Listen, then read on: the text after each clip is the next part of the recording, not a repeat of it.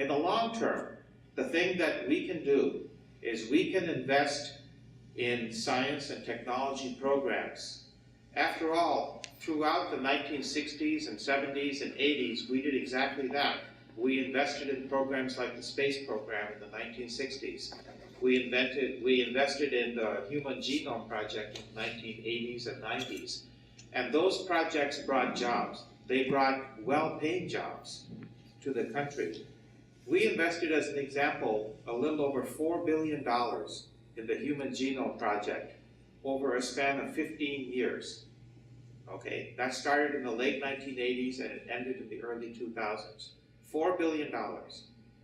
In 2010 alone, years after that program ended, we added $60 billion to our gross domestic product from efforts that came out of the Human Genome Project. And that's just going to continue.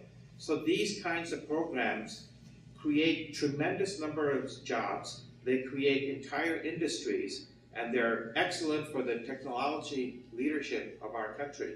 I want to do more of those kinds of projects. The project I have in mind that I would like to really see happen in this country, I want to see the development of the technologies needed to build an electric automobile that has a range of 300 miles, seats a family of 4, and costs under $30,000. If we can do that, we can reduce our dependence on fossil fuels, on gasoline, and we develop the technologies. The things that we need to do to come up with that product doesn't just benefit automobiles, it benefits every industry that we'll have. Those are the kinds of projects that will create long-term economic growth, long-term technology, and long-term excellent jobs in this country. The problem is that they take a while. And so if you want to do shorter-term things to get the economy going, what you have to do is invest in the infrastructure in the country. Infrastructure is more than just about building roads and bridges and rebuilding schools. Those are all fine things, and I would do that. It's also about maintaining what you already have.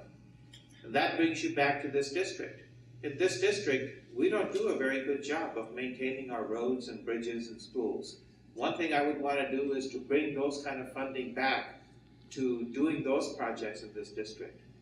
A second thing I would do specifically for this district, we have a huge amount of area in national forests in this district. I want to be able to do logging in the national forests, but it has to be done in a responsible way. Now, we have a project right here in Amador County and Calaveras County that is dedicated to doing logging in a responsible way. It's done by the Amador Calaveras Consensus Group, ACCG. It's a small program. It's going to harvest 1.5 million board feet of lumber over a span of 10 years. That's a small program for lumber. But it's also going to clear the national forest of some of the brush. It's also going to replant parts of the forest. It's going to hire about 200 people over the span of the 10 years. That's a good program. It's going to do all of that at a very minimal cost. It's a program that's just started, but I'd like to see more of those kinds of projects, and I'd like to see them done on a bigger scale, because that can be good for the forest and it'll be great for our district as well. That project was done entirely by the ACCG. They had no help from our congressman. Well, can you imagine how much more we could do if we actually had a congressman on our side to bring those kinds of projects back to our district? I would like to do that. And then the last project that I'll mention that I'd like to do in this district is that, you know, we talk about infrastructure building as roads and highways, but there's another kind of infrastructure, and that is high-speed internet. Many parts of our district are very rural, and the only internet connectivity they have is the old dial-up.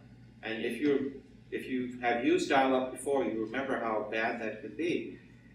These days, if you're going to have a business that's going to survive, you need to be able to get on the internet and connect with customers. Businesses have a real hard time if they don't have access to high-speed internet. Children that are in school have a hard time learning anything if they can't get on the internet to follow up and do research on the projects that they're doing in school. So bringing the high-speed internet to the rural parts of this district is great for businesses and great for the children of our district. And it's great for bringing jobs to the district and growing the economy in our district. I'd like to see that kind of a project brought in as well. That's another way to bring in jobs and grow this district. And that's really what the job of a congressman is about. It's not just about the national issues. You've got 435 congressmen that are talking about the national issues in Washington, in the House. You only have one representative that's talking about this district. So to me, the primary job of the congressman in this district is to bring some of that prosperity and bring economic prosperity back to this district. And that's what I would do.